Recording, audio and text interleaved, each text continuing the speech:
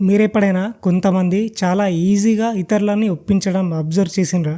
వాళ్ళు బలవంతం చేయకుండా కూడా జనాల ఒపీనియన్స్ మార్చగలరు, నమ్మకం సాధించగలరు, డెసిజన్స్‌ను ఇన్‌ఫ్లుయెన్స్ చేయగలరు.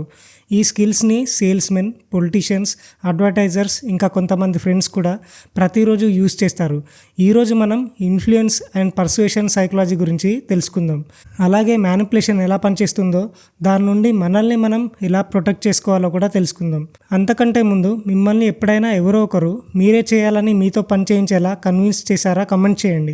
మ్యానిప్యులేషన్ అంటే ఏంటిది? మ్యానిప్యులేషన్ అంటే ఒక వ్యక్తి థాట్స్, ఎమోషన్స్ లేదా యాక్షన్స్‌ను తన గోల్స్ కోసం ఇన్‌ఫ్లుయెన్స్ చేయడం. అయితే ప్రతి ఇన్‌ఫ్లుయెన్స్ చెడ్డది కాదు. టీచర్ స్టూడెంట్స్‌ని ఇన్‌ఫ్లుయెన్స్ చేస్తాడు. పేరెంట్స్ పిల్లలని ఇన్‌ఫ్లుయెన్స్ చేస్తారు. లీడర్స్ వాళ్ళ టీమ్ను ఇన్‌ఫ్లుయెన్స్ చేస్తారు. కానీ ఇన్‌ఫ్లుయెన్స్‌లో డిసెప్షన్ ఇంకా సెల్ఫిష్ ఇంటెన్షన్స్ కలిసినప్పుడు అది మ్యానిప్యులేషన్ అవుతుంది. మ్యానిప్యులేటర్స్‌కి హ్యూమన్ సైకాలజీ బాగా తెలుసు.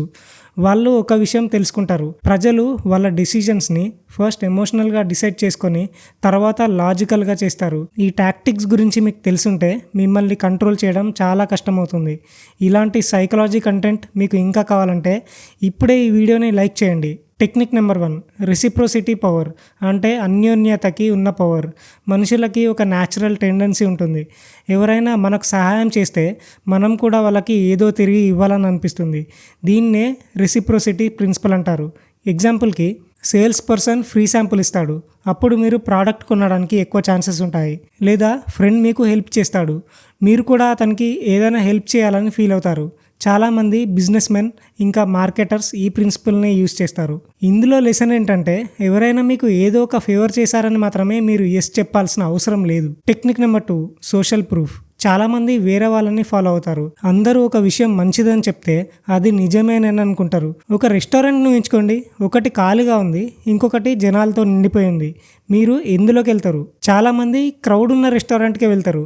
దీన్నే సోషల్ ప్రూఫ్ అని అంటారు.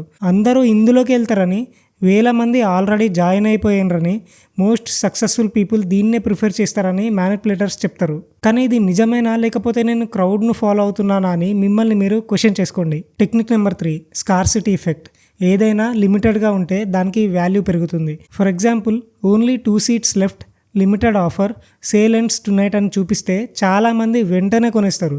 దీనికి కారణం ఫోమో అంటే fear of missing out. Decision తీసుకునే ముందు ఇది అన్లిమిటెడ్గా ఉన్నా కూడా నేను కొంటానా అని ఒకసారి క్వశ్చన్ చేసుకోండి. ఈ ఒక్క క్వశ్చన్ చాలా మిస్టేక్స్ నుండి కాపాడుతుంది. Technique number 4, emotional control. Strong manipulators మనుషులను కంట్రోల్ చేయరు, వాళ్ళ ఎమోషన్స్ని కంట్రోల్ చేస్తారు. మనుషులు ఫియర్, యాంగర్, ఎక్సైట్మెంట్, లోన్లీనెస్ అనే ఎమోషన్స్లో ఉన్నప్పుడు వాళ్ళు వీక్ డెసిషన్స్ తీసుకుంటారు.